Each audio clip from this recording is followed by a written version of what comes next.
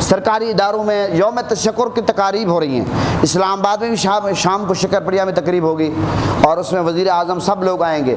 اور یہ کس لیے ہو رہا ہے؟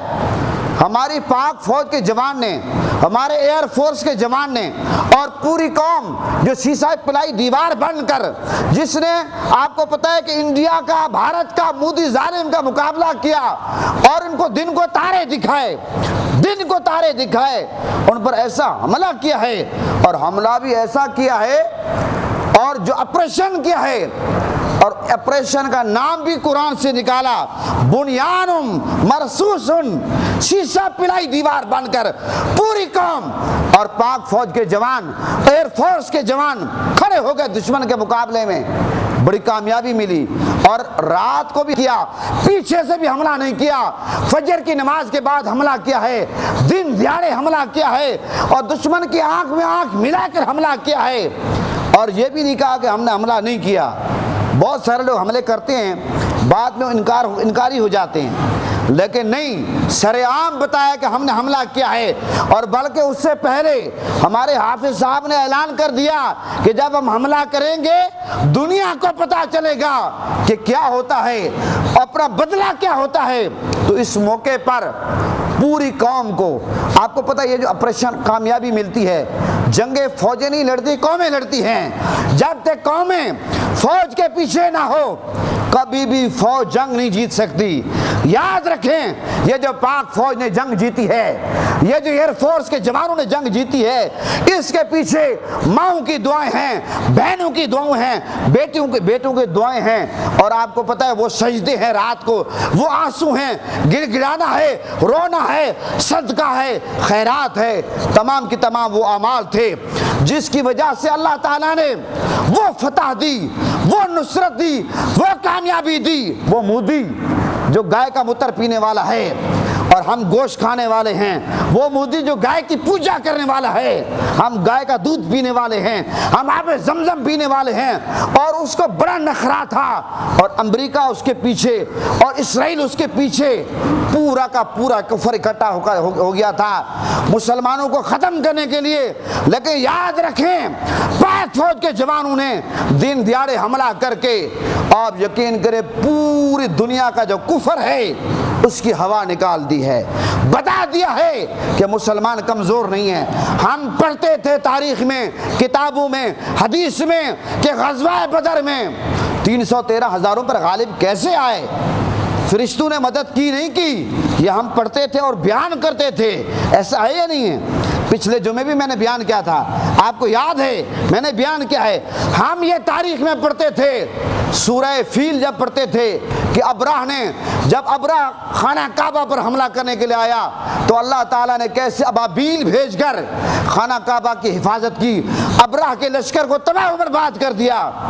محترم حضرات، ہوا کیا کہ اب ہمیں پتہ چلا، ہم نے 65 کی جنگ کے بارے میں سنا تھا کہ مسلمان اور پاک فوج کے جوان کس طرح یکجان یک آواز تھے، لیکن الحمدللہ ہم نے 2025 میں عملی طور پر جوانوں نے بھی دیکھا ہے، بوڑھوں نے دیکھا ہے، بزرگوں نے دیکھا ہے، اور اس وقت پورے کفر کی آنکھیں کھل چکی ہیں۔ پورے کے پورے مسلمان، وہ فلسطین میں دنیا کے کسی کونے میں ہوں، ان کے سر فخر سے بلند ہو گئے کہ مسلمان کسی بھی صورت میں کمزور نہیں ہے، کیونکہ مسلمان اسلحے کو زور پر، بارود کے زور پر کبھی نہیں لڑتا۔ ہم درود پڑھنے والے ہیں اور مصطفیٰ کا نام لیتے ہیں، نعرہ تکبیر کا نعرہ لگاتے ہیں، جنگ میں نعرہ رسالت لگاتے ہیں، نعرہ حیدری لگاتے ہیں، تو پھر ہمیں کامیابی کیسے نہ ملے؟ ہمارا مقابلہ کون کر سکتا ہے؟ لہٰذا اتنی بڑی کامیابی ملی، جتنی بڑی کامیابی ملی ہے اتنا بڑا شکر بھی بنتا ہے۔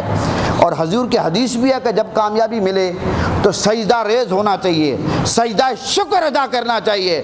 لہٰذا آج الحمدللہ پاک فوج، پولیس ایجنسیز اور پوری پاکستانی قوم پوری دنیا کے مسلمانوں کو بھرپور طریقے سے مصطفیٰ پر درود پڑھ کے، مصطفیٰ جان رحمت پہ لاکھوں سلام پڑھ کے اللہ کا شکر ادا کریں، سجدہ ریز ہو جائیں، اور کبھی کوئی بندہ یہ تکبر دماغ میں نہ لائے کہ ہم ایٹمی قوت ہیں، بڑے بڑے ایٹمی قوت پھر رہے ہیں، یہ ہمارے ساتھ اللہ کی مدد، نصرت، فتح شامل ہے۔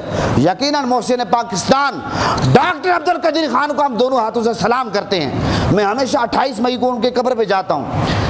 مجھے عشق ہے ڈاکٹر عبد القدیر خان محسن پاکستان سے، عشق ہے الحمدللہ، لیکن یاد رکھیں یہ اللہ کی مدد تھی اور نصرت تھی، تو لہٰذا آج ہم سب کو شکر ادا کرنا چاہیے۔ کوشش کریں کہ جمعہ کی نماز کے بعد دعا تو ہم نے کرنی ہے پاکستان کے لیے، فوج کے لیے، اداروں کے لیے، لیکن اس کے ساتھ ساتھ جمعہ کے بعد 2 نفل اضافی پڑھ لیں، سجدہ شکر ادا کریں کہ اللہ نے اتنی بڑی کامیابی دی ہے۔